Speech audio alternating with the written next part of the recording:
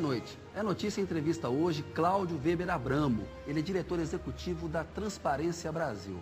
Cláudio, boa noite. Boa noite. Obrigado por ter aceito o convite para a entrevista. Eu que agradeço. Cláudio, eu queria começar falando um pouco sobre a sua vida pessoal. Onde você nasceu e cresceu? Nasci em São Paulo, mas imediatamente minha mãe, que havia se separado de meu pai, foi para o Rio de Janeiro, onde eu fiquei até os 14 anos de idade. Então eu sou um paulista carioca, né? Criado no Rio ali? Criado no Rio. Pegou onda no Rio, não? Ah, muita, né? Mas era outro Rio de Janeiro, né? Sabe que eu fiquei durante anos com um bode do Rio de Janeiro por causa disso, porque eu conheci um Rio de Janeiro quando eu era criança, né? Que não há mais, né? E depois ele se deteriorou muito, né? Depois se recuperou. Eu hoje já não tenho mais bode com o Rio de Janeiro. Eu passei uns anos com bode. É que teve uma fase ali muito complicada. Muito mesmo. complicada. E em que colégios o senhor estudou? Olha, eu estudei em escola pública no Rio, né? Chamava-se Marechal Trompovski. Não tenho ideia de quem tenha sido o Marechal Trompovski. E eu fiz o ginásio numa escola interna, no colégio interno da Fundação Getúlio Vargas em Nova Friburgo. Chamava-se Colégio Nova Friburgo. Que tinha sido feito lá para, aparentemente, né, para atender aos filhos dos políticos que tinham que ir ao Rio de Janeiro. A capital era no Rio de Janeiro, certo? Então o sujeito vinha não sei de onde, do Maranhão, do Piauí, não sei de quê, e morava no Rio e tinha que botar os filhos para estudar. Então botava os filhos para estudar nessa escola, que tinha filho de intelectual e de político. De político. E aí o senhor veio para São Paulo por quê? A minha mãe se mudou para São Paulo, de volta, né? Ela trabalhava na Tribuna da Imprensa no Rio de Janeiro. A Hilde Weber, uma grande Weber, chargista e uma artista plástica também, exatamente, né? E o senhor também é filho do Cláudio Abramo, outro grande jornalista. Que influência os seus pais exerceram sobre o senhor, que o senhor acha que são marcantes até hoje, determinantes aí, de cada um deles aí, do Cláudio e da Hilde? Bom, você sabe que para mim isso é meio difícil, né? Porque o meu pai, como é uma pessoa muito conhecida, muito pública, as pessoas tem as pessoas que trabalharam com ele, tem muitas vezes muita admiração por ele, claro, né?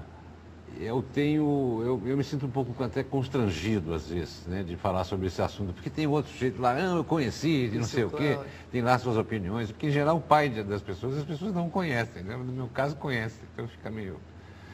Mas enfim, meu pai tinha uma principal característica que eu acho que me marcou, né, foi a franqueza com que ele se relacionava com o mundo, né? Isso aí me pegou, eu acho, né? A forma como ele não tinha problemas em apontar aquilo que mereceria ter críticas ou mereceria críticas ou alguma observação mais ferina, por exemplo, ele sempre fazia. Então era um pai severo, carinhoso, eram as duas coisas ao mesmo tempo? Era muito carinhoso. Eu não vivi com ele no meu período formativo, né? Eu morava com a minha mãe. Mas ele era muito carinhoso como pai. Né? E da sua mãe? Que características o senhor acha que o senhor tem aí que o marcam? Olha, minha mãe era alemã, né? Nascida na Alemanha. Talvez eu tenha adquirido um certo caráter teutônico na forma como abordo as coisas. O senhor fez música na adolescência. Que tipo de música? Tocou numa banda? Que música que era? Como é que foi essa história aí? Olha, eu toquei guitarra elétrica, né? Quando eu tinha 14, 15 anos, 16, até os 20 e poucos anos. Então eu tocava aquilo que se tocava para um adolescente nessa idade. Né? Depois eu vim a tocar jazz também, aprendi outros instrumentos e tal, mas eu não segui com isso na vida, eu parei de tocar. Depois o senhor fez ali bacharelado em matemática, mestrado em filosofia e foi jornalista. Agora, por que desistiu da música? Era só passar Porque tempo toma mesmo, muito tempo. Você não pode fazer música direito sem dedicar muitas horas por dia. Né? Somente arranhar não sai bem. Então você vai se frustrando consigo próprio e vai tocando cada vez menos. Esse que é porque para tocar, precisa tocar direito, entendeu? Não pode ficar simplesmente fazendo ali naquele rame-rame, não satisfaz, né? Então eu parei de tocar porque não conseguia mais tocar. E aí optou pela matemática, por quê? Qual foi a ideia de ser matemático ali? Eu gosto do assunto, né?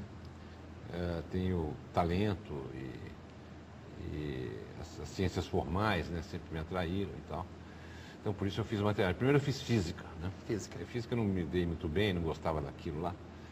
Mudei para matemática, mas eu exerci matemática muito pouco, né? Eu fui professor um tempo em Brasília, durante um ano. Eu fiz matemática alguns anos. Né?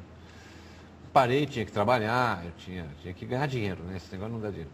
Foi quando virou jornalista? Aí entrei na área de comunicação, né? No jornalismo e tal. Né? Foi jornalista durante quanto tempo? Olha, eu entrei e saí, né, da atividade, porque eu comecei na década de 70, acho, mais ou menos, numa revista que se chamava Transporte Moderno, que era da Editora Abril, e foi ali que foi minha primeira experiência com reportagem. Durou uma edição. Por quê? Os transportes brasileiros devem a sua sobrevivência à minha saída dessa atividade, que eu exercia pessimamente mal. Eu passei para a área, para Abril Cultural, para fazer fascículos na Abril Cultural. Porque o pessoal estava montando uma área de fascículos, que foi uma grande indústria para Abril isso, né? O senhor passou também pela Folha de São Paulo, Passei Gazeta mais Mercantil, adiante, Valor Econômico, né? Passei por aí, pela Isto É. E como é que foi parar na Transparência Brasil? De onde vem essa ideia? E eu queria agora que você explicasse para a gente o que é a Transparência Brasil. Bom, a Transparência Brasil é uma ONG que foi fundada no ano de 2000 com o objetivo de combater a corrupção no nosso país, né? Eu entrei lá no final do ano de 2000, eu estava entre empregos, eu tinha acabado de sair do Valor, e estava ali mais ou menos no desvio, e fui convidado para assumir a direção da entidade no final do ano e aceitei, estou lá desde Tá lá então. até hoje. Né? De quem foi a ideia da transparência? Olha, foi um grupo de pessoas de outras entidades que entenderam haver espaço no Brasil para a atividade de uma ONG voltada para esse assunto, né? Espaço esse que nos é demonstrado todos os dias que é amplo. Assunto, né? É uma área, corrupção é uma área na qual não falta assunto. Exatamente. E ela tem alguma relação com a transparência internacional, com associações desse tipo? A Transparência Brasil foi associada à Transparência Internacional, né, desde a sua fundação até o ano de 2007, quando uma série de divergências de natureza metodológica e organizacional foram nos afastando e nós decidimos então sair da Transparência Internacional porque já não era mais interessante nem para nós e eu acredito também nem para eles manter a associação. Não foi um rompimento traumático nem nada, mas olha, vocês vão pelo seu caminho que nós vamos pelo nosso. E a Transparência Brasil, ela está presente em todos os estados? Como é que é a estrutura dela no Brasil hoje? Não, ela só existe na sua sede, que fica em São Paulo. Nós não temos um mecanismo de representações nos estados de propósito, porque é muito perigoso. Por quê? Porque no momento em que você estabelece uma representação num estado, por exemplo, você fica com a responsabilidade de gerenciar aquela representação. Porque se você não gerenciar, não faltarão aventureiros que vão dizer, quero ser o representante no estado, não sei o que, mas o cara quer fazer o contrário do que nós queremos, né? Então a gente tem que tomar cuidado com isso aí, né? Então a gente não tem esse tipo de coisa porque não temos pernas, a gente não conseguiria administrar um sistema desse. E quem financia a Transparência Brasil? Bom, nós somos fundamentalmente financiados por projetos. Como é que isso funciona? A gente inventa uma iniciativa, né? Depois a gente fala um pouco mais sobre isso. Claro. Em geral, a gente constrói um piloto, tá? A gente faz, digamos, um esboço dessa iniciativa e a gente vai a financiadores do tipo Fundação Ford, ONU, entidades tanto privadas quanto públicas, internacionais ou brasileiras, em geral internacionais, para financiar essas atividades. São projetos específicos. Né? Empresas privadas financiam atividades? Não. Muito difícil. Muito difícil. Algumas empresas privadas, ao longo dos anos, doaram dinheiro para a Transparência Brasil ocasionalmente.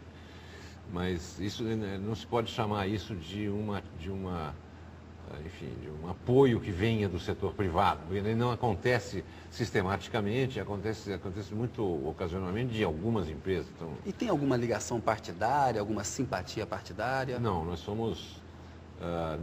não poderíamos funcionar, né, na nossa atividade se tivéssemos alguma espécie de comprometimento partidário. O que não significa que as pessoas não tenham suas ideias políticas, elas individualmente, né, mas a entidade não. A Transparência Brasil é a partidária. É. A corrupção hoje no Brasil, Cláudio, ela é maior ou ela é menor do que foi no passado? Dá para responder? Não é possível responder, né? Porque corrupção é um crime, enfim, um desvio, né, que se dá secretamente. Então, se eu estou sentado na frente, sei lá, janela do meu escritório e eu olho para a rua e vejo um sujeito com camisa amarela roubando um automóvel vermelho de placa XYZ, eu posso ligar para a polícia e dizer, olha, tem um sujeito de camisa amarela roubando um carro vermelho com placa XYZ. É um crime que se olha, que se vê, que se enxerga, que se detecta que aconteceu. Se alguém furta algo de algum lugar, aquele objeto não está mais lá, você vê. Corrupção não é assim, né? Corrupção se dá a forma mais deletéria, né, a que move os maiores recursos, é a corrupção que se dá, por exemplo, em licitações públicas, contratações feitas pelo Estado, né?